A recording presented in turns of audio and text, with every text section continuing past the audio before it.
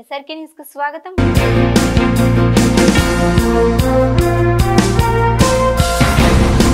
ఏరు దాటాక తెప్ప తగిలేసే రకం చంద్రబాబు నాయుడుదని మాజీ మంత్రి మేరుగ నాగార్జున విమర్శించారు. ఆంధ్రప్రదేశ్ లో వైద్య కళాశాలను ప్రైవేట్ పరం చేయడం సమంజసం కాదని, చంద్రబాబు ఏనాడైనా ఒక్క మెడికల్ కళాశాలని తీసుకువచ్చారా అని ప్రశ్నించారు. వైద్య విద్య సక్రమంగా పేద విద్యార్థులకి అందాలని, లేని పక్షంలో ఉద్యమాలు చేయడానికి వైసీపీ సిద్ధంగా ఉంటుందని స్పష్టం చేశారు. అబద్ధాలు, అవాస్తవాలు పుంకాలుగా పేపర్లో రాయించి ఎక్కడ మీటింగ్ పెడితే అక్కడ బహిరంగంగా జగన్మోహన్ రెడ్డి గారిని, వైఎస్ఆర్ కాంగ్రెస్ పార్టీ ప్రభుత్వాన్ని విమర్శించినటువంటి తీరు మర్చిపోలేం. ఎన్నికల్లో దాన్నే ఎజెండాగా తీసుకుని ప్రజల్లోకి వెళ్ళారు. వాళ్ళ పత్రికలు అలాగే రాసినాయి. స్వయానా లోకేష్ గారు, పవన్ కళ్యాణ్ గారు వాళ్ళ యొక్క ప్రతి మీటింగు దీన్నే వాడుకున్నారు. కొత్తగా 17 మెడికల్ కాలేజీలని తీసుకొచ్చి నిర్వహణలో ఎక్కడా ఇబ్బంది జరగకూడదని, ఆర్థికంగా స్వయం సమృద్ధి చెందాలని, పేదవారికి సక్రమైన పద్ధతిలో వైద్యం అందించాలని ఒక గొప్ప ఆలోచనతో జగన్మోహన్ రెడ్డి గారు ఒక రూట్ మ్యాప్ తయారు చేస్తే దానిని వక్రీకరించారు. ఎంత దారుణం అంటే దాని మీద విషం కక్కారు, విషం రాతలు రాశారు. బహిరంగంగా లోకేష్ గారు, పవన్ కళ్యాణ్ గారు అయితే తప్పిది, మేము అధికారంలోకి వస్తే ఈ జీవోలన్నీ క్యాన్సిల్ చేస్తాం, పేద ప్రజలకు అన్యాయం జరుగుతూ ఉందని చెప్పేసి మాట్లాడిన విషయాలు అందరికీ తెలుసు. ఉదాహరణకి ఈనాడు పత్రిక అయితే వైద్య విద్యను అమ్మేశారని, పచ్చపత్రికలు ఇష్టం వచ్చినట్టు పుంకాలుగా రాసిన తీరు చూసాం. ఉదాహరణకి లోకేష్, పవన్ కళ్యాణ్ మాట్లాడినటువంటి వీడియో ఒకసారి చూద్దాం. ఈ ప్రభుత్వం అధికారంలోకి వచ్చిన తర్వాత మొదటిసారి ప్రభుత్వమే మెడికల్ సీట్లు అమ్మే పరిస్థితి తీసుకొచ్చారు. రేపు తెలుగుదేశం పార్టీ అధికారంలోకి వచ్చిన వెంటనే నిరుపేదలకి మళ్ళీ ఆ మెడికల్ సీట్లు మేము అందజేస్తాము. మెడికల్ కాలేజ్ సీట్లు కూడా అమ్మేస్తున్నారు. కేంద్ర ప్రభుత్వం అదనంగా సీట్లు ఇస్తే ఆ సీట్లు తెలంగాణ వాళ్ళు అన్ని వర్గాలకు ఇచ్చేస్తామని వీళ్ళు మటుకు సీట్ని అమ్మేసుకుంటా ఉన్నాం. చాలా దురదృష్టకరం.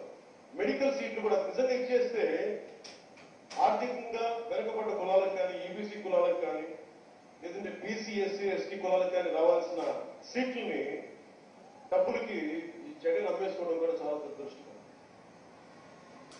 చూశారు కదా, ఈ ప్రముఖులు, ఈ ప్రబుద్ధులు ప్రస్తుతం రాష్ట్ర మంత్రివర్గంలో ఉన్నారు. నిన్న క్యాబినెట్ మీటింగ్ జరిగితే క్యాబినెట్ మీటింగ్లో చర్చకు వచ్చినప్పుడు ఈ లోకేష్ అనే వ్యక్తి, పవన్ కళ్యాణ్ అనే వ్యక్తులు ఏమైపోయారు, ఎందుకు మోగబోయారు, ఎందుకు మాట్లాడలేదు, వైద్య విద్యను ప్రైవేటీకరణ చేస్తేనే మీరు జగన్మోహన్ రెడ్డి గారి మీద విషం కక్కారే, ఇప్పుడు ఎందుకు పూర్తిగా అప్పళంగా తీసుకొని వెళ్ళి ప్రైవేటుకు దారాదత్తం చేస్తూ ఉంటే మీరు క్యాబినెట్లో ఏం చేశారు తెలియపరచాలని చెప్పేసి అడుగుతా ఉన్నా.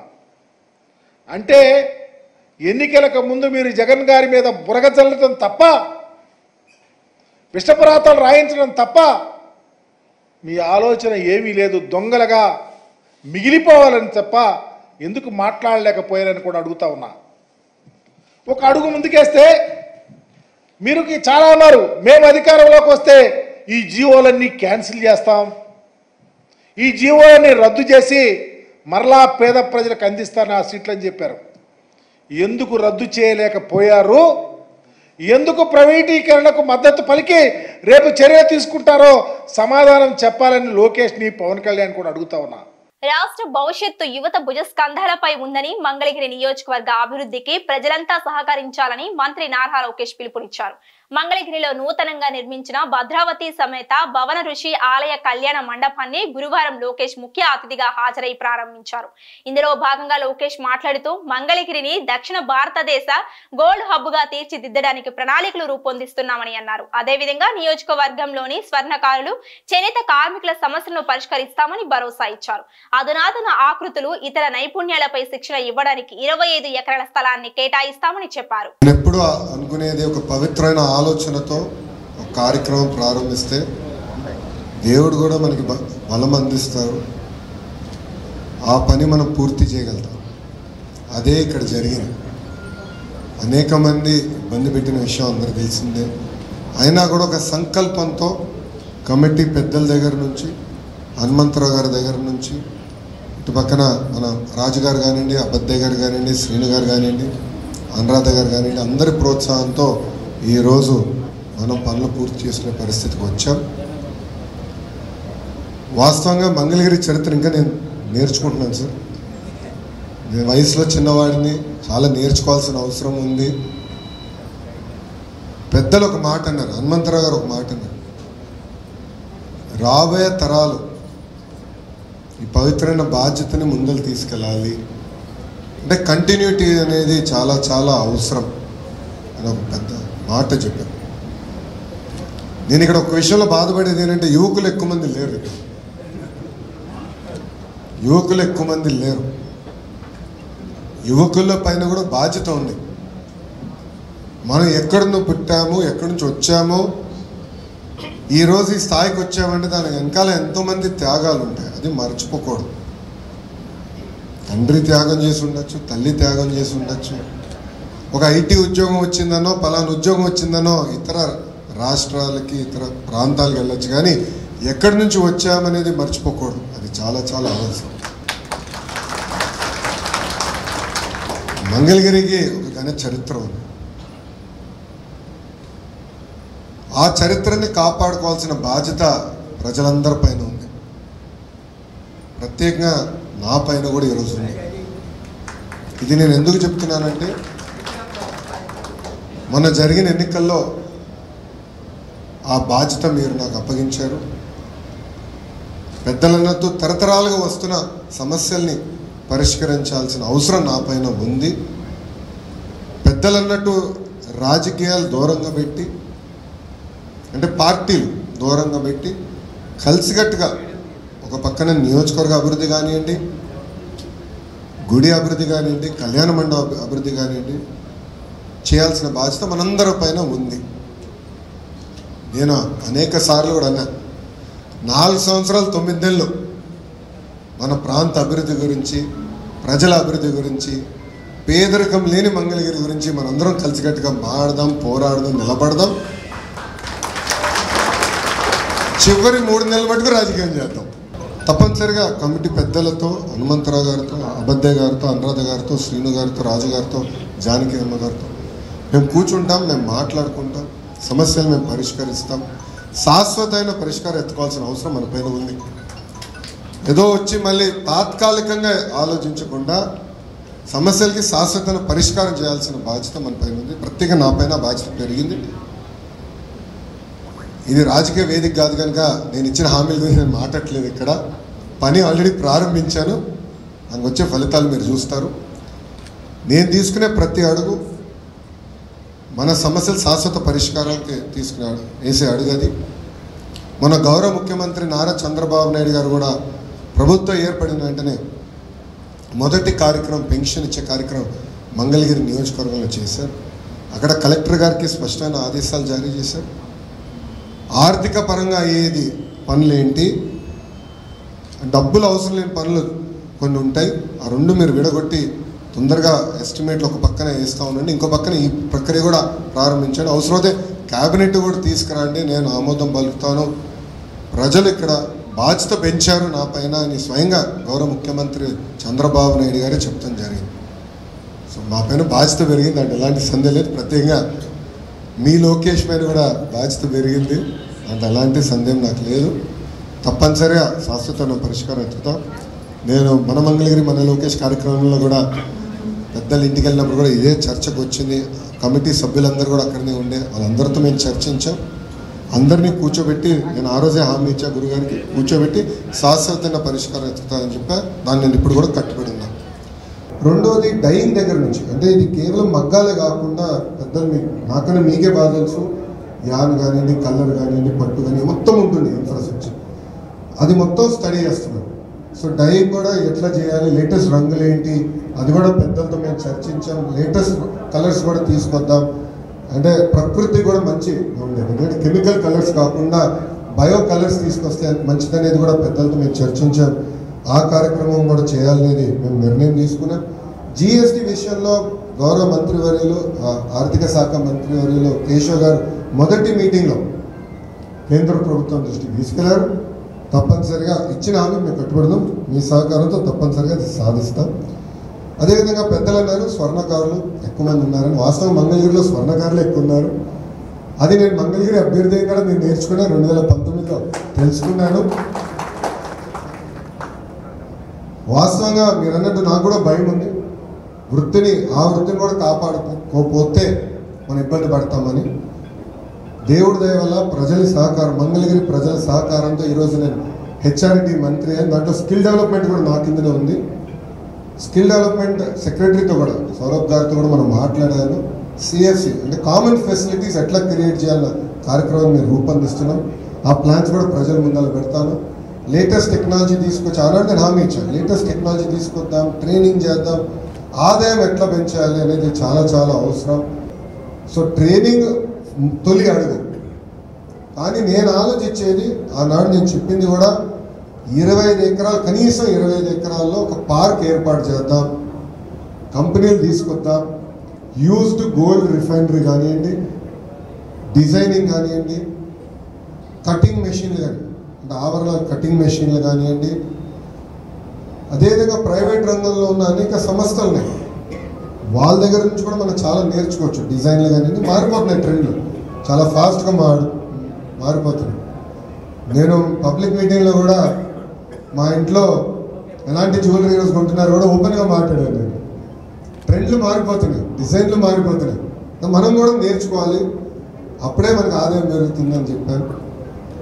స్వర్ణకారులు కూడా నేను కలిసినప్పుడు వాళ్ళకి వస్తుంది నేను చెప్పాను, నేను నేర్చుకున్న దాంట్లో ఏంటంటే మాకు కంపెనీ ఉంది హెరిటేజ్, అది అందరూ తెలిసిన విషయం.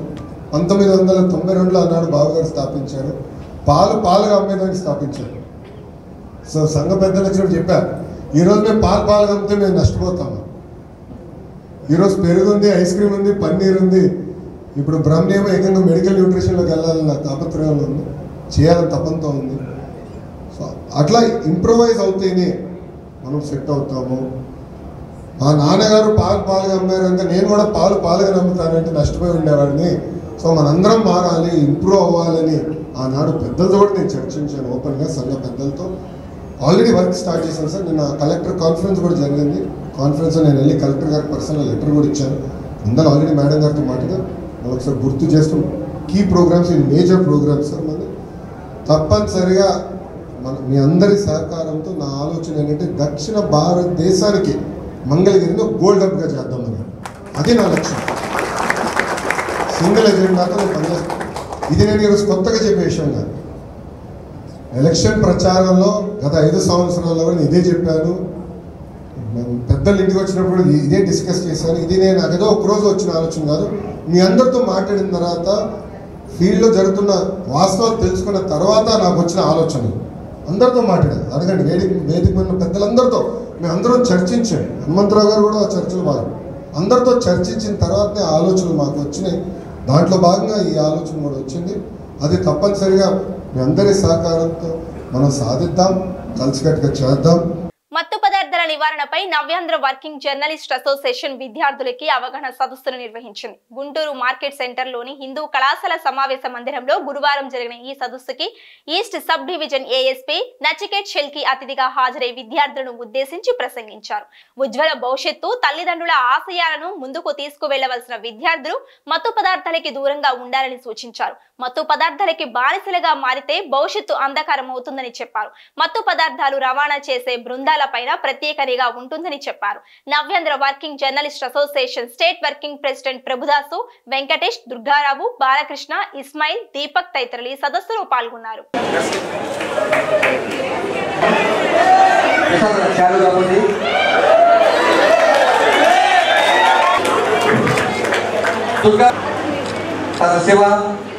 ఒక జస్ట్ సిగరెట్ అలాగే తాకుతున్నారు, ఏమవుతుంది? దాంట్లో కూడా కేసు అవుతుంది ఖచ్చితంగా. దాంట్లో కూడా మినిమం పనిష్మెంటే 6 months 1 year పనిష్మెంట్ ఉంది. పోలీస్ అప్రోచ్ ఏంటి? మేము సీరియస్ ఎవరు ఈ డ్రగ్ ఆఫెండర్స్ ఉన్నారు, గ్యాంగ్స్ వాళ్ళు ఉన్నారు, గాంజా పర్చేజ్ చేస్తున్నారు హ్యూజ్ క్వాంటిటీలో, ఇక్కడ వచ్చి అందరికి సేల్ చేస్తున్నారు, వాళ్ళ మీద మేము ఖచ్చితంగా స్ట్రిక్ట్ యాక్షన్ తీసుకుంటాం. స్టూడెంట్స్ సమ్టైమ్స్ మేము చూస్తాము, ఈ స్టూడెంట్స్ కూడా సమ్టైమ్స్ ఈ ఎక్స్పెరిమెంట్ అలాగా ఒక పార్టీ అలాగే వాడుతున్నారు. మన దగ్గర ఇన్ఫర్మేషన్ కూడా వస్తుంది, మేము వాళ్ళకి పోలీస్ స్టేషన్ కూడా పిలిపిస్తారు. ఇప్పటి వరకు మేము సాఫ్ట్ అప్రోచ్ తీసుకుంటాము. ఎందుకంటే స్టూడెంట్స్ ఉన్నారు, ఫ్యూచర్ ఉంది, కేసు పెడితే ఫ్యూచర్ డిస్ట్రాయ్ అవుతుంది, ఫ్యామిలీ డిస్ట్రాయ్ అవుతుంది. మేము కొంచెం సాఫ్ట్ ఉన్నారు. బట్ ఇప్పటి వరకు ఈ సాఫ్ట్ అప్రోచ్ కూడా చేంజ్ చేయాల్సిన పరిస్థితి ఇప్పుడు వస్తుంది. బికాస్ ఈ సాఫ్ట్ అప్రోచ్కి యూజ్ చేస్తే డిటరెన్స్ రాదు. సపోజ్ కేసు పెడితే జైలు పంపిస్తే ఖచ్చితంగా ఒక మెసేజ్ వెళ్తాయి సొసైటీలో, ఒక స్ట్రాంగ్ మెసేజ్ వెళ్తాయి. Okay, it's not tolerable. Police cannot, and as a society we cannot tolerate this drugs. So this is a legal approach. I hope you all go through this legal aspect also, which law governs these drug related aspects, how difficult it is to get bail. In the mentioned about is non-bailable offense, it's very difficult. It's not just okay, college students మధ్యలో గొడవ జరిగింది, maybe police వాళ్ళు counselling చేస్తారు, family వాళ్ళు ఎల్డర్స్తో మాట్లాడి interview చేశారు, ఈ issue manage చేశారు, సాల్వ్ చేశారు. అలాగే ఈ డ్రగ్స్ ఆఫెన్స్ అలాగే లేదు. ఈ డ్రగ్స్ ఆఫెన్స్ చాలా సీరియస్ ఉంది. కోర్ట్స్, పోలీస్ ఈ ఆఫెన్సెస్ గురించి ఒక స్ట్రిక్ట్ అప్రోచ్ ఉంది. సో మీరు ఆలోచిస్తే ఓకే, జస్ట్ ఒకసారి మేము ట్రై చేస్తామో ఏం లేదు, whole career, whole future gets destroyed.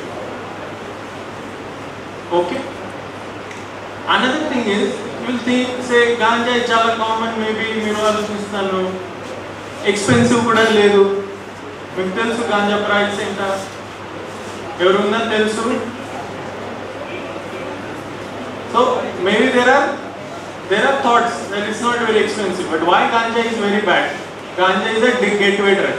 They call it a gateway drug. Gateway drug అయితే మేబీ మీరు సిగరెట్ నుంచి స్టార్ట్ చేస్తారు, సిగరెట్, ఆల్కహాల్, గాంజా తర్వాత మీరు ఇంకా సీరియస్ డ్రగ్స్ వైపు వెళ్తారు.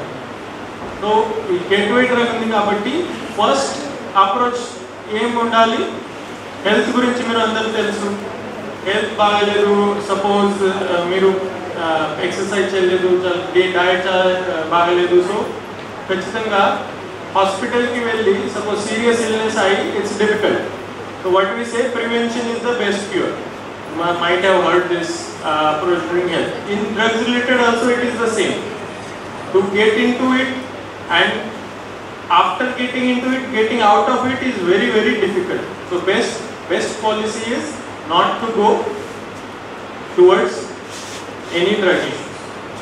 Plus we talked about social effects on society, effects on country. But మీరు ఆలోచించండి effect on personal effect. How does it affect you? How does it affect your family? And how does it affect your future? Because a youth, if one individual also is in trouble, then whole social system comes under stress.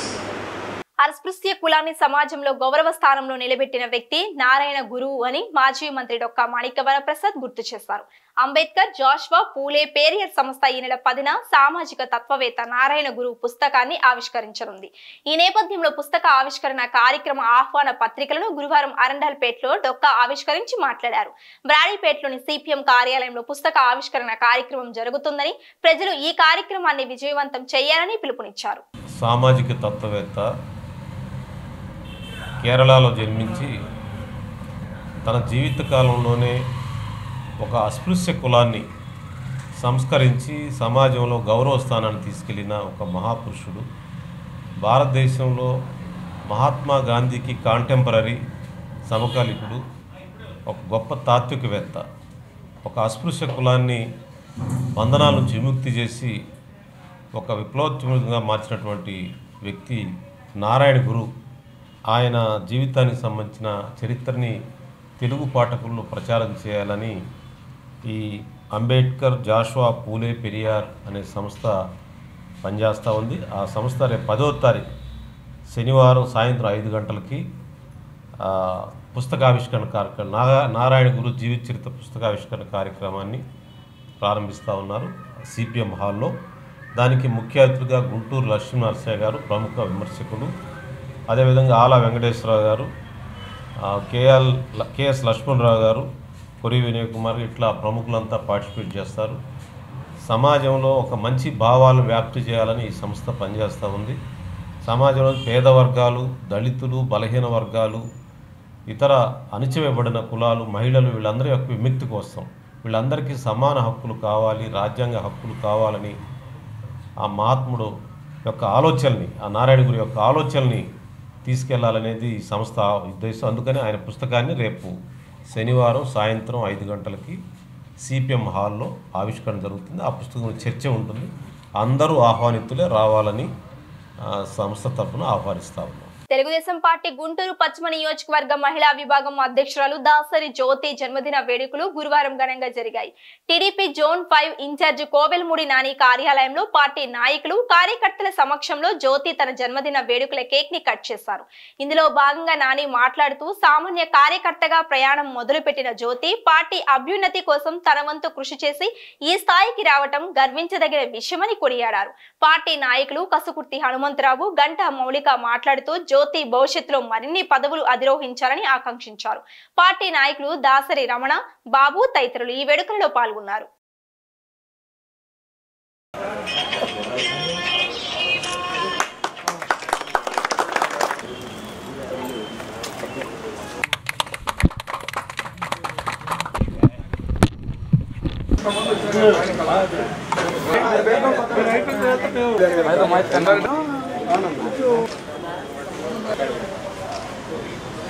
Telugu Desam party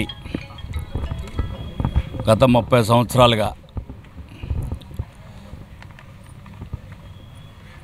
ఒక SC మహిళగా ఒక చిన్న కార్యకర్త స్థాయి నుంచి ఈరోజు west constituency president వరకు కష్టపడి పైకి వచ్చిన దాసరి జ్యోతి గారి బర్త్డే సందర్భంగా ఆ యొక్క భగవంతుడు, దేవదేవుడు పరిపూర్ణమైన ఆరోగ్యం ఇచ్చి మంచి సమాజ సేవ, ధార్మిక సేవ చేసే భాగ్యం అమ్మాయి కలిగేయాలని చెప్పి ఆ యొక్క యేసునాథుడిని ప్రార్థిస్తూ, అట్లాగే ఇక్కడికి వచ్చిన వాళ్ళందరూ కూడా అమ్మాయికి విష్ చేయడానికి వచ్చారు.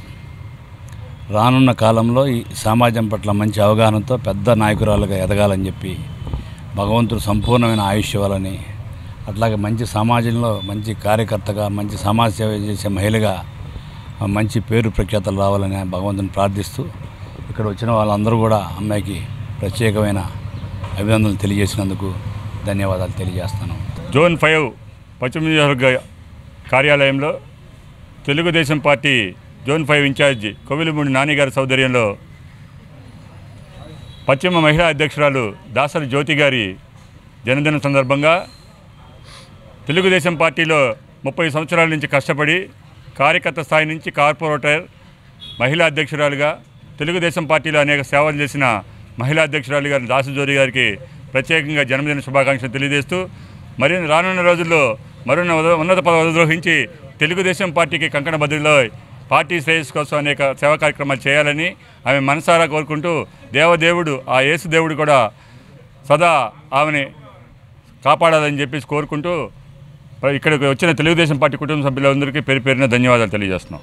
ఈరోజు మా పశ్చిమ నియోజకవర్గ మహిళా అధ్యక్షురాలు దాసరి జ్యోతి గారి పుట్టినరోజు సందర్భంగా మన కోవెలమూడి రవీంద్ర గారి ఆఫీస్లో అందరం కలిసి అందరి సమక్షంలో కేక్ కటింగ్ సెలబ్రేషన్స్ చేసుకోవడం చాలా ఆనందంగా ఉంది. ఇన్ని సంవత్సరాలుగా పార్టీకి ఎంతో కృషి చేసిన జ్యోతి గారు ఇంకా ఉన్నత పదవులను అధిరోహించి ఆ దేవదేవుడి ఆశీస్సులతో తను కోరుకున్న అన్నీ కూడా నెరవేరి ఎల్లప్పుడూ కూడా కుటుంబం అందరూ ఆయుర ఆరోగ్యాలతో సంతోషంగా ఉండాలి అని మనస్ఫూర్తిగా కోరుకుంటున్నాం. ఈ వార్తలు ఇంతటితో సమాప్తం. నమస్కారం.